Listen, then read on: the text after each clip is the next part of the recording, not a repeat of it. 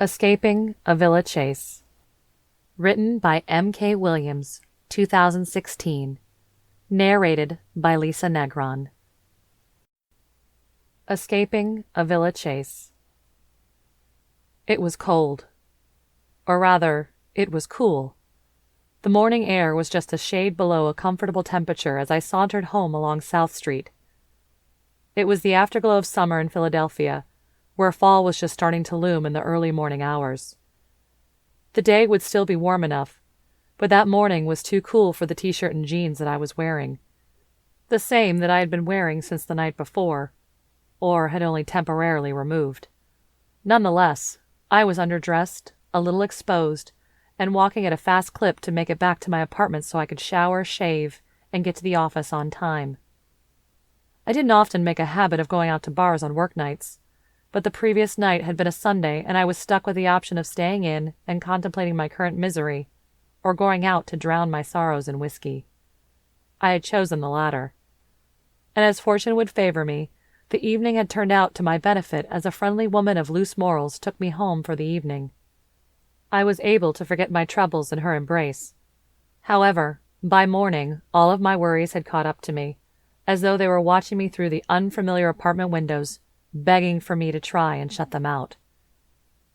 With each clop of my shoes on the concrete sidewalk, I retraced my thoughts and intentions, not only of the previous night, but of the previous decade.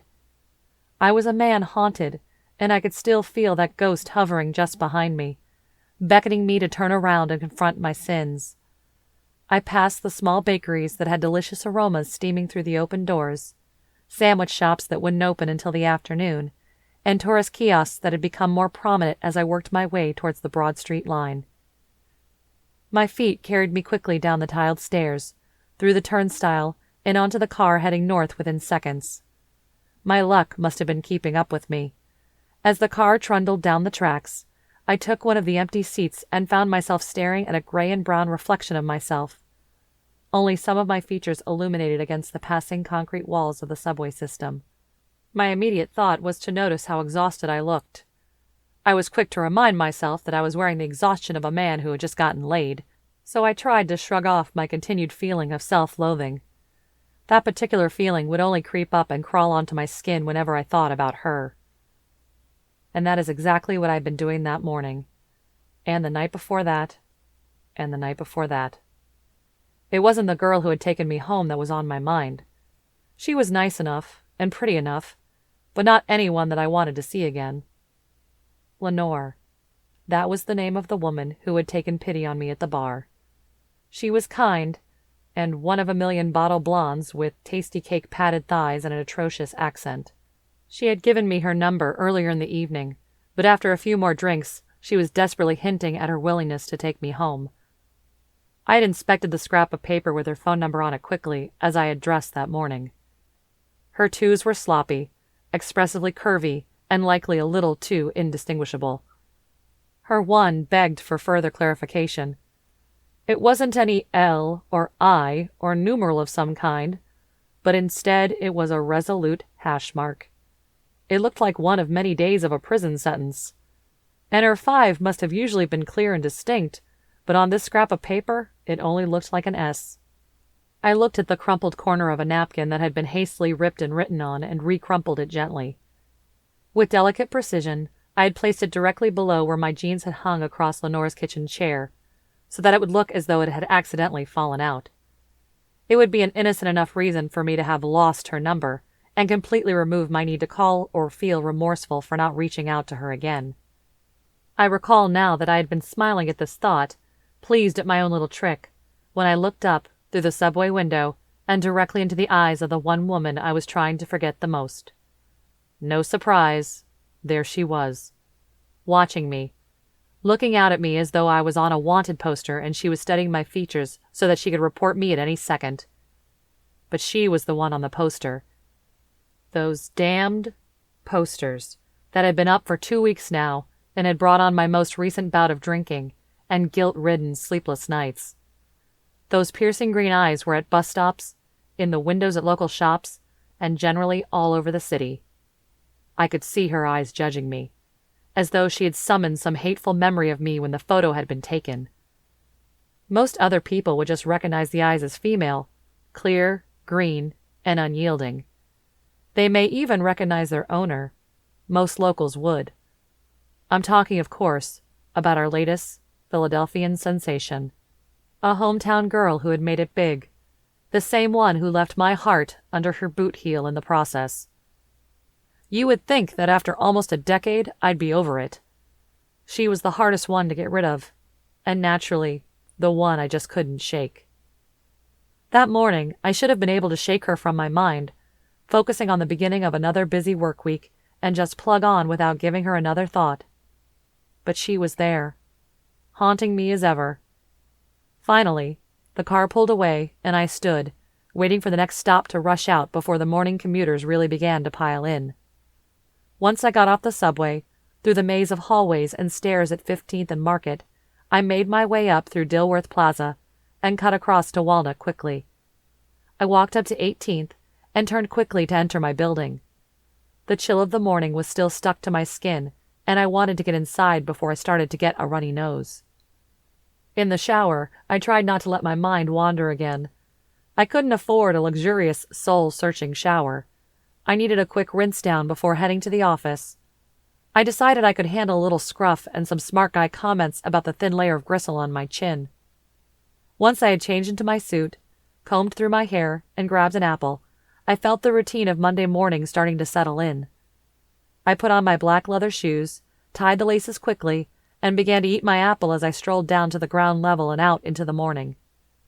The sun was starting to warm the concrete. Something about that moment felt very peaceful to me. Maybe I was relieved to be wearing longer layers to keep myself warm since I hate to be cold. Maybe it was the natural sugar from the apple that was beginning to perk up my system. Maybe it was the after effects of a pleasurable evening. I still haven't pinpointed what made me feel so good, but I do recall that I did feel very good, and that it was such a stark contrast to how I had felt before, and also after that moment. Because just as I was working my way through the familiar streets of my city, I was confronted, once again, with not only a poster, but a huge banner highlighting my worst fear. Perhaps I should start to enlighten you as to my plight. I had been on the wrong end of a bad breakup many years earlier. Even though I had experienced some other failed relationships since then, likely stemming from my inability to get over this rude event, this particular romance had left a scar beyond measure, and the havoc it was wreaking was continued to spill across new layers of my life. The messiest of all romantic ends was with Miss Avila Chase. Yes, the one with the Scarlett Moore Paranormal Mystery series. Oh, you've read them? You think they're just fantastic? Screw you. She may smile pretty for interviews and press releases now, but I've seen the scowl that she hides, that hideous mug she makes when she cries, followed by her face that gets pink with anger as her eyes turn from sea to crystalline green. She was so stubborn. She just had to win. She always had to be right.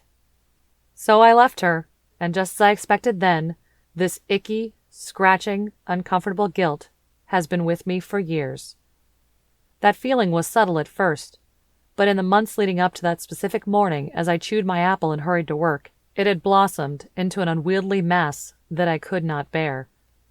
My arms were spread out like Atlas trying to carry that heavy guilt, my legs quivering from the strain of it. Even with the early morning sun and my fresh apple, I could not escape the panic imposed by her memory. What might cause this anxiety, you ask? Well, her latest novel, number 10 in the series, was due to hit bookshelves at the end of that week. The series was an international hit, and because she was from Philadelphia, my city, the city that she left when we were over, she was getting significant local attention.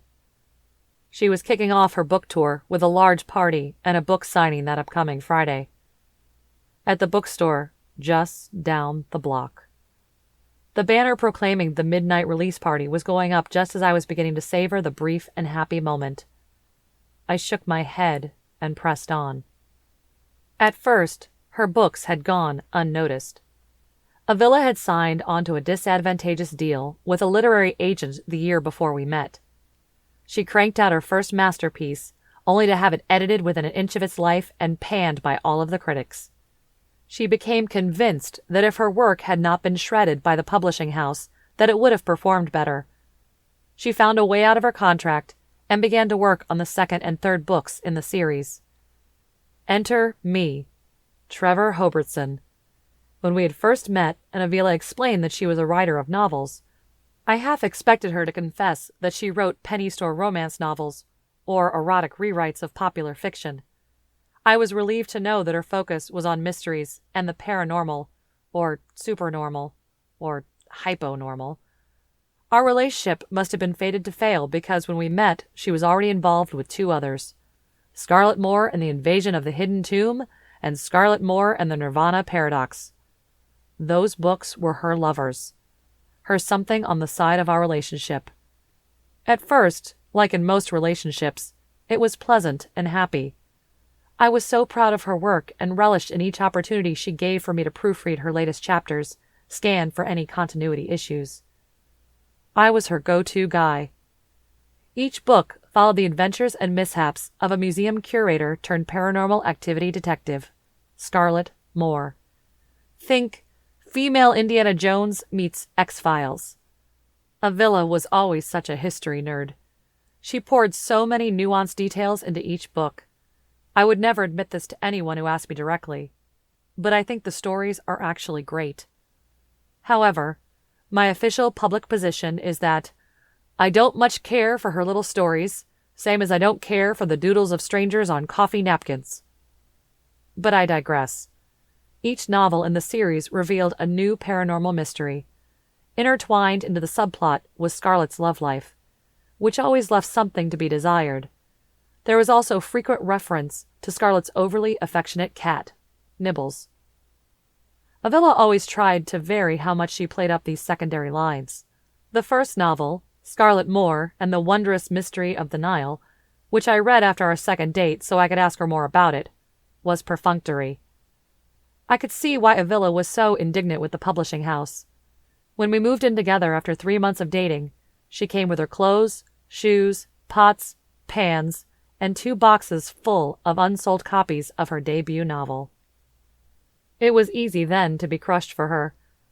I took a box to work and pressured my coworkers into buying the book. I was like one of those obnoxious dads pushing Girl Scout cookies on their colleagues. Only I was peddling for my girlfriend. To this day, I don't know if any of them read that book. And I don't care. I was a doting and attentive boyfriend. I understand that the description is entirely self-serving at this point, but it was true. As the second and third books progressed, I helped her out as best I could. However, a startling trend began to emerge in the secondary plot lines. In the first novel, Scarlett Moore was thrown into her first adventure when an overseas vacation with her then-boyfriend went a little haywire. Flash forward to the ending. The boyfriend was an international art smuggler. Tisk tisk, bad boyfriend. This began my torture and reverie. While enjoying a leisurely glass of wine one evening, Avila was telling me about her only trip abroad when she was still in college. She was flowing through some anecdote about how she lost a hat in St. Mark's Square in Venice when she abruptly ended her story. I was curious as to the sudden change. "Well, then what happened?" I asked so innocently, taking in my last swallow of Burgundy. "Nothing. I bought a new hat. I think I actually lost it on another trip, so maybe I should keep this up as a running in-joke." Avila brushed off her story quickly, and I could see in her eyes that she didn't want me to ask any more questions. But of course I did. "So, were you there alone?" I finally hit a nerve because her eyes darted around the room, searching for anything to fix on rather than look me in the eyes. She sipped on the wine in front of her, trying to look casual, but helplessly caught in my snare. "No, I was with a friend." Another sip of wine, a quick motion to get off the couch, and refill my glass. "Which friend?" I was being playful. I was being coy. I was being the irresistible self that had made her like butter in my hands so many times. "Oh, you don't know him." She waved her hand as if she was swatting the question away like a mosquito. Her words were slightly hard to understand as she rushed through her answer and headed into the kitchen, but I heard the one word she had tried to conceal the most. A him, is it? I was in a playful mood. I wanted to see how uncomfortable this might make her. I pressed on. Yep, she said quickly. Her eyes were so focused on not meeting mine. It was so cute and funny, but a little worrisome. The more that she kept trying to push off her answer, the more worried I became. My ex, Anthony. She had never mentioned her exes before, but neither had I. We had gotten to the point of openly discussing our past relationships. What went wrong, what pet peeves we had inherited from them, what we blamed ourselves for in each messy end. Hearing his name for the first time was a little rattling. I relented after I saw how uncomfortable she became. We finished our wine and discussed other topics. The thought kept picking at my synapses, begging for me to look deeper and find out why she had been so coy, so sealed about it that she had stopped mid-thought rather than let his name slip. Why had it taken so much prodding to find out this small detail? Being the regular snoop that I am, I took a little time to search for this Anthony.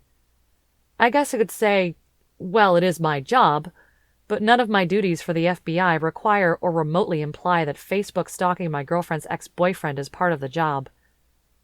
Surely, my many exes would have liked to be able to check up on my trail of failed attempts at monogamy before I met them. Oh well. A quick search quickly revealed an Anthony Smith. He was handsome and tan, but I wasn't feeling insecure because of his appearance.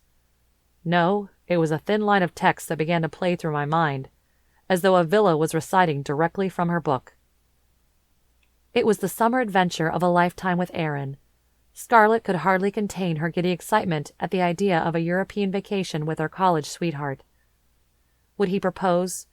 Would he drop to one knee, his thick black hair catching in the wind, his dark as night brown eyes twinkling with love?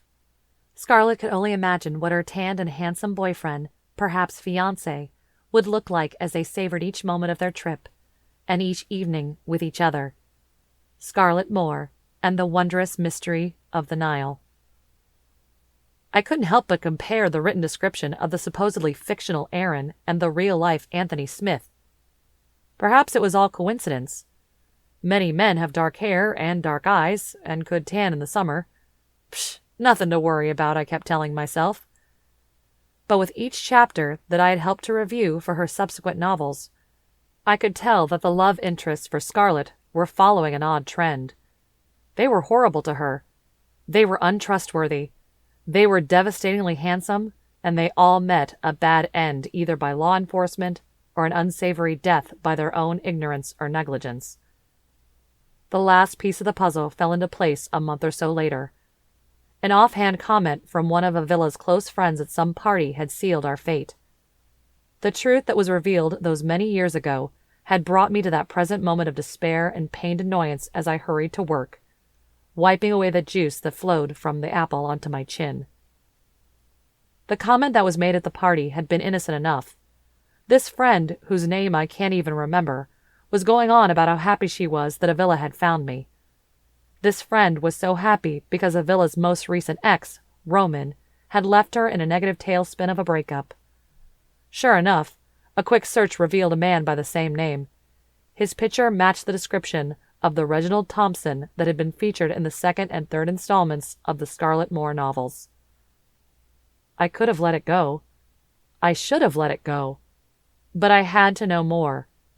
As more time had passed, Avila and I had grown closer, our relationship more solid and established. I simply couldn't leave it alone. I wanted to understand what compelled her to do as I suspected, to write her ex-boyfriends into her novels. Why couldn't she let it be? Was she unable of creating villains out of thin air? Did she use her reality as a crutch with which to craft her fiction? Would I become a story at a later date?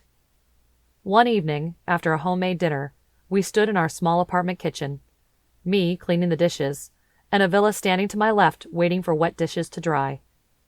Our familiar routines were the comfortable knitting that started to warm my cold heart, but the fabric soon began to itch and irritate me. This was the first of many itchings. The conversation began innocently enough.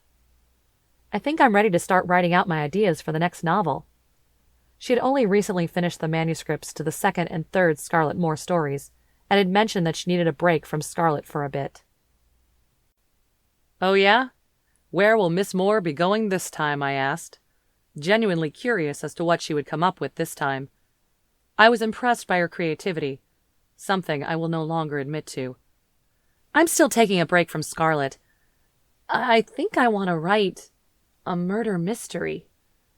I could tell by her voice, the way she put a nervous emphasis on the second clause, that she was looking for some validation of her new endeavor. I couldn't deny that my own literary tastes were a bit more masculine.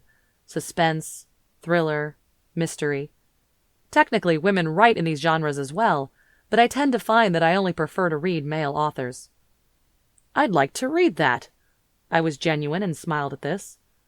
But my next thought slipped out too quickly. Although, I'd like to find out what happens with Scarlett and Roman. Whoops. I had been translating the text of her books in my mind. Everywhere I saw the name Reginald, I was automatically thinking Roman, and picturing the face I had seen online. This was the first time that I had vocalized this thought, and it was a mistake. "What?" she reacted quickly. "I mean Scarlett and Reginald." I was transparent. It was a foolish lie to tell. It must have been the soft fabric of our relationship beginning to nag and chafe. "No, you said Roman." By now she had placed the dish that was in her hands on the counter with extreme care, holding her composure as clearly as she could. I hesitated to release the thoughts that I had been bottling up. Then I let it out. "I know that you've been using your exes as characters in your books.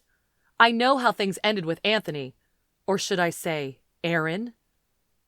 "Oh, you know how things ended?" Her arms crossed, and her eyebrows furrowed quickly. She was in her animalistic attack position. "I know that you're still hung up on your ex-boyfriend. Why else would you be writing him into your books?" I broke out into my Philadelphian ways, gesturing with my hands to emphasize my point, as though the cabinet that my hand was directed at somehow contained evidence to prove my point. "That's not it at all, Trevor." She was calculated in her answer.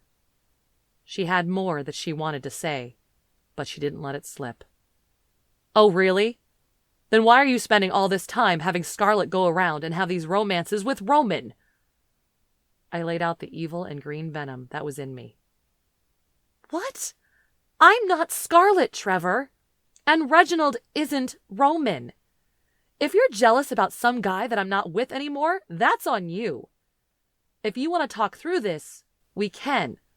But I'm not going to stand here and have you yell your paranoid theories at me." She started to walk away. I knew that I had lost, because as much as I tried to play it cool, I was jealous. "Okay, so what if I am jealous?" She had already moved into the living room, sitting on the patterned and faded sofa facing away from me.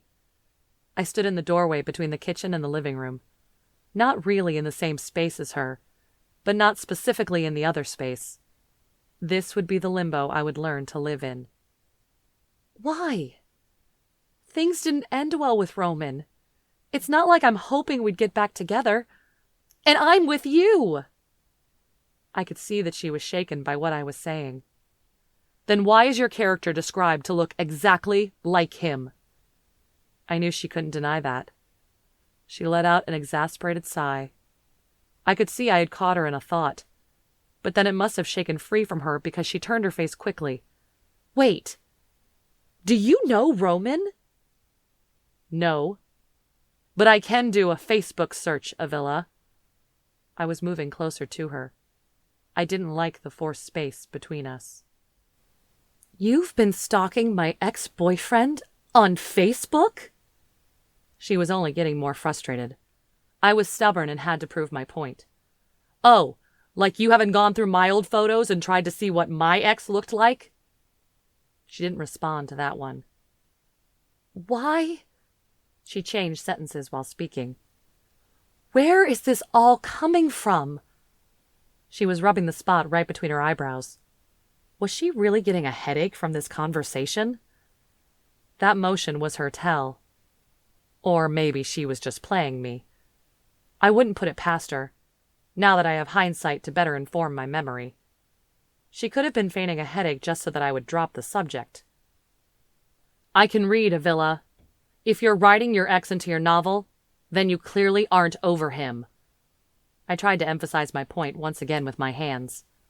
It didn't seem to help my argument in the end. But I am. If I wasn't, I wouldn't be able to still talk to him. She said it as though these words were supposed to soothe me somehow. It took me a moment to compose my next thought. Wait. You still talk to Roman? Like on a regular basis? Yes, we're friends. Avila looked at me like I had just asked her what year it was, or who the president was, as though I was an uninformed time traveler hoping to catch up with a temporal loop. How close of friends?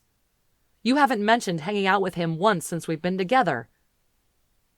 Now I felt like an interrogator. I needed to know the details so that I could assess the situation fully. I talk to him a couple times a year. We just keep in touch, that is all. She shrugged off this piece of information, as though it was so casual and banal. Well, why? Things are over and done between the two of you. Why keep in touch? That is oversimplifying things. We've shared some hard times together. He's the only other person that understands that tragedy. We can't shut each other out. Avila acted as though I had suggested not breathing oxygen for an extended period, or as if I had implied that she could easily spend a week walking on her hands. The absurdity of my words were apparent on her face. Why don't you try me? I can try to understand you. I can work to be that person for you. I was pleading, and this, quite clearly now, was the point of fracture. I don't see why you're so upset over my fictional characters. And now you're upset over my friends? I'm upset that you write these hot scenes between two fictional characters that seem a lot like you and your ex-Roman. And I'm frustrated that you have been all buddy-buddy with him without telling me. Honesty, while it may be advertised as refreshing, is often just as noxious as bleach. Honesty was ripping us apart. It is effective, but at what cost? Don't you trust me? My recollection of the soft way that she spoke those words would galvanize my resolve in the moments that I would experience later on, as I slithered from one relationship to the next. I do, but... I was about to just come right out and say it. And I did. What is more important to you? Our relationship or your friendship with Roman? She had given me the answer that I wanted at the time, but within the next 4 months, we were finished. Being friends with Roman was more important to her. That might not have been the final straw for her, but it was the first of many to snap and shift the weight on our backs. So why did any of this matter as the world prepared for her latest novel? My ex-girlfriend wrote her books about her ex-boyfriends, whether she would admit it or not. Big deal, right? Well, as you know, she started a rapid-fire publishing schedule about 10 years ago, the year after we split. This allowed her to shoot to the top of every bestseller list. I couldn't turn any corner or scroll through a newsfeed without seeing her, or a reference to her books, or the upcoming movie deals. Then, abruptly, 2 years ago, there was only silence. Not a prose piece, not a book review, not an interview. Nothing. It was the most peaceful time I had ever experienced.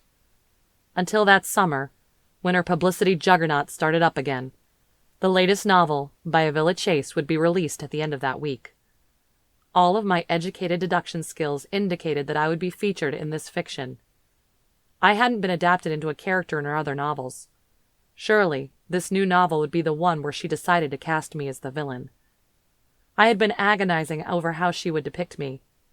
Would she state that some mysterious and ultimately evil man had muted blue eyes with flecks of steely gray? Or would she refer to my uniquely metered swagger and the loping swing of my gait? I might be called out by the description of my hair, blonde and matted, flopping on the top of my head at a playful angle, or the harsh contrast of hallowed dark bags under my eyes. Perhaps she might only make allusions to me by calling out my jolting habit of cracking my knuckles with loud and distinct pops, or my unfortunate and untimely allergy to the most ridiculous of fruits. The constant speculation was draining. I waned and waxed like the phases of the moon between denial, acceptance, and hopeless bargaining with my unconscious mind. It made me wish that whiskey in my morning coffee wasn't frowned upon. It was shaping up to be one hell of a Monday. By the time I had arrived at the office, swiped my security badge, and made it through the maze of desks to my cubicle, I was going through the motions of the day and was already beginning to forget the colorful start to my morning. As my standard issue computer booted, I grabbed my trusty mug and headed to the break room for coffee, where there was, as usual, a small group of other agents and admins loitering as they waited for the latest pot to finish brewing. I did the math quickly, and 6 people waiting for coffee with a 4-cup machine would put me at least another 20 minutes out from a fresh cup. I headed back to my desk and figured that if I really needed the pick-me-up, I would head back to the break room in a bit. Given my level of stress, lack of sleep, and all-around miserable demeanor that day, I really should have waited for the coffee. The dopamine drip of the caffeine into my system would have assuaged the headache that was setting in. The headache was the result of a long-established morning routine in which I consumed a moderate amount of caffeine, my minor hangover, and the recently developed habit of grinding my teeth at night.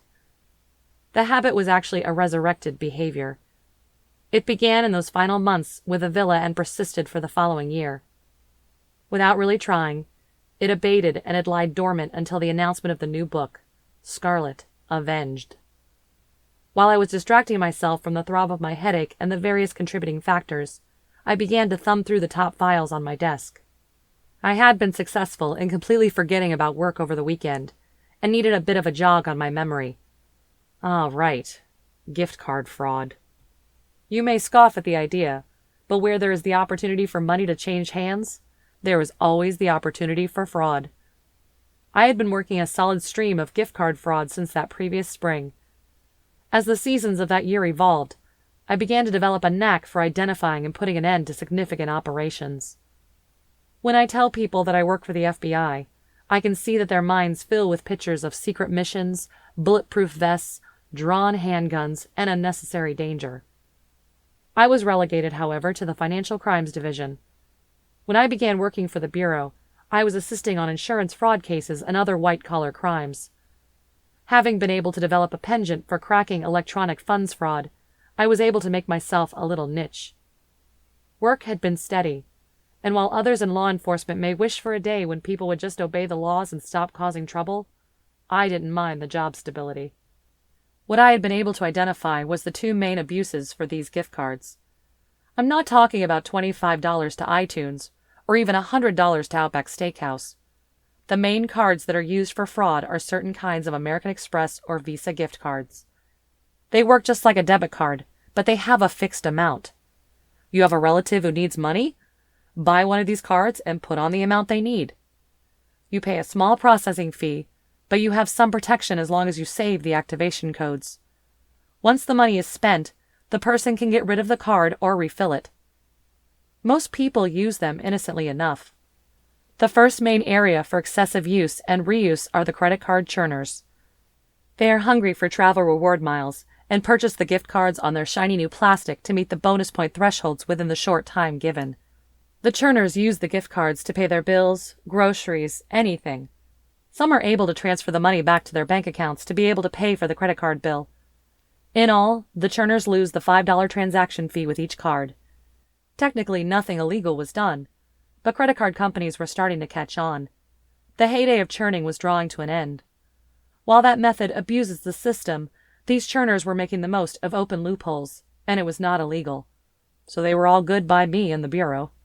The area that I was focusing on was the small-time thieves that were preying on dear Granny, or anyone naive enough to hand over cash for a gift card without asking too many questions. Did you ever hear a story like this 20 or so years ago? A friend, an acquaintance, or just a person on the street says that they need cash. They have lost all their credit cards, and as odds would have it, only have their checkbook on them. Because not all stores will accept a check, they are in a bind, but they swear that they are good for the money. The gullible party hands over their cash in exchange for a check that would bounce. Well, with these gift cards, the party that is in a bind is handing over a gift card in exchange for cash and making off with the money. Because these cards can hold up to $500, the opportunity to thieve was great. The criminals that I had caught were smart and only claimed between $80 and $150 at a time. They would hand over the gift card with a proof of purchase and take off with the cash. The illegal part comes in when the criminal hands over a forged receipt with a fake activation code and incorrect information on the activation fee. My current file, which I had begun working on a month earlier, revealed a tricky new twist. The smarter criminals were just taking the forged activation codes and finding a way to manipulate the system to allow them to activate the cards. A lot of computer code and cracking was involved. As one of my IT friends had explained, hackers are good, crackers are bad. Hackers seek to point out backdoors and weak points in code. Crackers seek to exploit these breaks for their own gain. The crackers were finding a way to activate the gift cards, transfer the money to an online account to purchase items, or just reload their online payment accounts. The systems were catching on within 20 minutes of fraudulent activity, so the thieves had to cover their tracks quickly. They were forced to virtually launder the money. Many were funneling the money through innocuous websites that likely had no idea that their pages were being used for such nefarious activities. The majority of the transactions were run through the RF server. Yes, the popular and often imitated RF server had been used in all of this. The first of now many self-service web hosting companies was Roman's Forum, now abbreviated to RF. The founder, Roman, who had started out by offering up his free web page codes in online forums, was just trying to be helpful and pass the time while he was bored at his desk job. He finally got funding and launched the WYSIWYG platform that allows just about anyone to sign up and start a website for free, with advanced design and analytics options for a monthly subscription fee. He was a genius, and now WordPress, Squarespace, Wix, and all of the others in the market were trying to copy the model. The one item that often brought the founder Roman praise was that he headquartered his company in Philadelphia. He brought tech jobs to the city and managed to staunch the flow of the postgraduate brain drain from Philadelphia colleges and universities.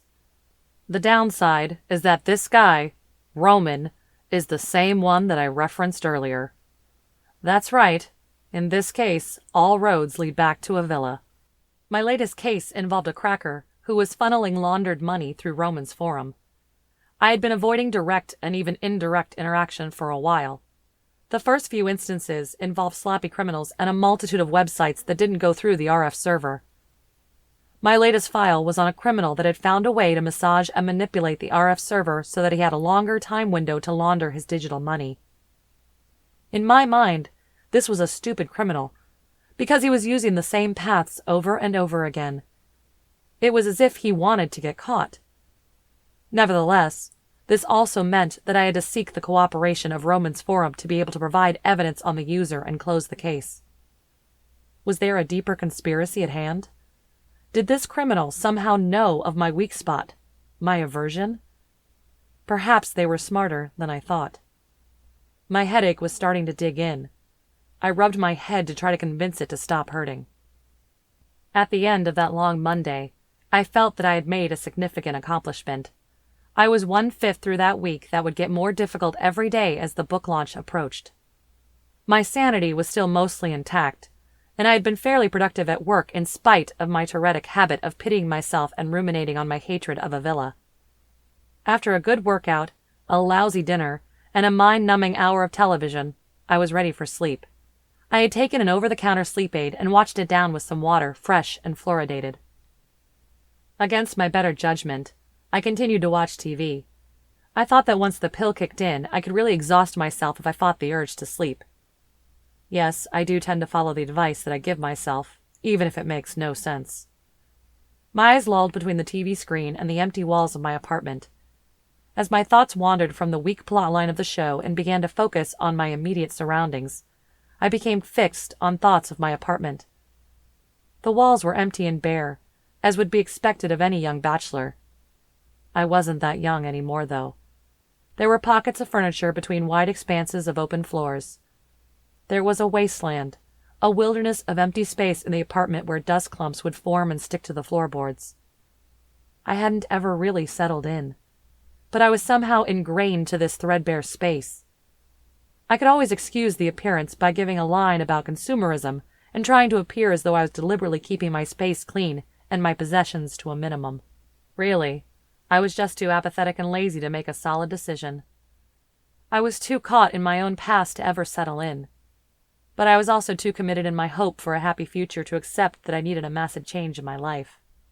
I should have been living out in Manayunk, but instead I stayed in the heart of the city. I should have been living the life that the rest of my generation was so keen to post and share with ease. But I was trapped. I was shut off, and I couldn't stop lying to myself. It was just so easy at that point to continue the ruse. The show ended, and the blaring theme of the news report caught my attention. I snapped back to reality and looked at the TV, forgetting all self-pitying thoughts of my inner turmoil being manifested in my undecorated apartment. As the nightly news faded into comedy reruns, I heard my cell phone buzz. From the comfort of my couch, I looked around to see where I had left it in the apartment. There was a soft glow from the kitchen, and I heard the buzz again. I calculated the effort required to stand up and walked the few feet to the kitchen counter. It seemed an insurmountable feat at the time. My muscles and joints were succumbing to the effects of the sleeping pill. I was weighted down with chemical lead in my veins. After the second distinct buzz, there was silence. In that silence, I contemplated my pathetic position of being too lazy to get up and answer my own phone. I bullied myself into standing and made the 3-second journey to the other side of my apartment. I palmed the phone and swiped to access my home screen. The compact and innocuous yellow icon that led to my text messages had a bright red circle in the upper right-hand corner with the number 2 on it. This indicated that I had not one, but 2 messages awaiting my response. The small joys of lonely adulthood include getting 2 text messages on a weeknight. Hooray, I thought in my exhausted state. I opened up the messages. Both were from Nick. My good old buddy Nick, who never kept in touch, or called, or made plans to get drinks, or offered a spare Phillies ticket, or made any attempt to contact me, unless Avila was involved. We had been great friends. During the time that Avila and I were together, we were couple friends with Nick and his then-girlfriend. Nick had been a very chill guy and was dating one of Avila's good friends. We grouped together at parties, we went on double dates, the girls chatted in the kitchen while Nick and I watched the birds on Sunday nights. It was a cozy view of domesticated life, and I suspect that Nick and I would have remained closer if his then-girlfriend, now wife Claudette, hadn't sided with Avila. I lost the girl, and the associated friends in the split, but at least I got to keep the city. After it all ended, Avila left town, but Claudette and Nick stayed loyal to her. Nick had sent me text messages for a while asking how I was, and tried to make an effort, as though he wasn't completely whipped by Claudette. When Avila's novels were released, he would send an email asking how I had been doing, and giving some perfunctory life updates. Within 1 or 2 responses, he would usually steer the conversation to Avila and the latest book. Nick was aware of the trend that I had detected in her novels. I had told him my theory as the relationship was imploding. While he may have been elusive and absent as a friend most of the time, he did remain true to me in one aspect. Nick would read Avila's novels, as Claudette would expect him to, but he would keep an eye out for any romantic references. Nick would send me chunks of text with the simple note, "Don't know if this means you or not, but figured you would be curious." He actually kept the same text in his emails with each subsequent release. I began to suspect that he was just copying and pasting from one email to the next. It was a Control-Alt friendship. But he did help me through the anguish I was feeling. I could picture him making notes in the margins and dog-earing pages so that he could reference them again as he peered over and copied one sentence at a time into his emails. How dedicated he must have been to the task. Perhaps he had been a better friend to me in all of this than anyone else. Perhaps he had been better to me than I had been to myself. Unfortunately, none of the passages that he sent meant much to me. I had read them through quickly, as though I didn't care. Later, I would meticulously study the text in the insomnia hours that followed. As you might have suspected, when Avila's books were silent, so was Nick. That evening, his simple messages of, "Hey man," and then, "How have you been?" were like the sound of an expected drumbeat. It felt like the tension released as the Tchaikovsky cannons were fired. I had expected it. I knew it was coming, but it still rattled me each time and was followed by the period of familiar unease. What if he stumbled across the passages written about me this time? As I stared at the text messages, I thought back to the most haunting passages he had sent me yet. I couldn't see myself in any of them. I tried to force myself into the descriptions, but it never worked. Avila hadn't written me in. Yet. But some of her words started to get under my skin. I realized what true darkness was within her, and wondered at how she must have transmorphed into some kind of twisted woman. Like this one. My long strands gray beneath, but dyed brown, then black, then auburn, will cling to the small hairs on your arms, stick in the crook of your elbow like spider webs, and creep you out each and every time one slithers from the baseboards and up your body. Scarlett Moore and the Missing Volcano. So weird, right? Or this one. Does the orange and freshly oxygenated blood on my hands appease you? Should I mutilate myself some more? Should I scratch through another layer of skin on my palms and grind them into the gravel to be worthy of your touch? Scarlett Moore and the Embargo of Eden. The plots of the Scarlett Moore novels were becoming progressively darker. The descriptions were becoming more eerie and warped. Was Avila crumbling under the pressure? Was it the result of something dark planted within her that was starting to take root? Were the grotesque depictions a result of her desire to seek retribution on me? It had occurred to me that she may have just enjoyed writing in that style, but that left my ego unappeased. I locked my phone without responding to Nick and placed it face down on the kitchen counter where it had been idling. I sauntered back to the couch, trying to convince myself that I wasn't distracted by the memory of the dark passages that Avila had penned and that Nick had transcribed. I watched the remainder of a B-rated sitcom rerun that barely managed to keep my attention. I felt the groggy haze of the sleeping pill starting to take hold, even though my mind was wildly active. Each synapse and cognitive function was trying to pull up those selective passages and work at deciphering them again. My memory was searching for some previously undiscovered clue, some hint as to the revenge Avila was undoubtedly plotting against me. The show ended, and I turned the television off. I was out of whack and so desperately wanted this mania to end. But I could see no way out of it now. I silently hoped for a night of dreamless sleep as I picked up my cell phone on the way to the bedroom.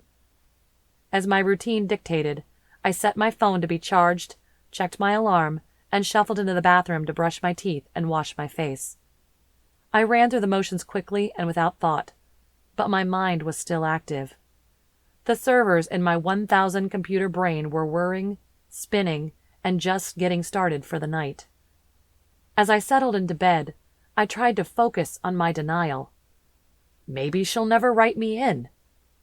Perhaps she had written it all out in some other story but refused to publish that work. Or perhaps she had cut out and braided each line into a thick rope that she will use to hang me. Avila would find that appropriate. The monstrous vision of Avila I had constructed in my mind was capable of that. Based on her last novel, that dark matter in her mind had exploded outward. I wouldn't put it past her now. She was a femme fatale with creative license, and she was sharpening her pen just for me.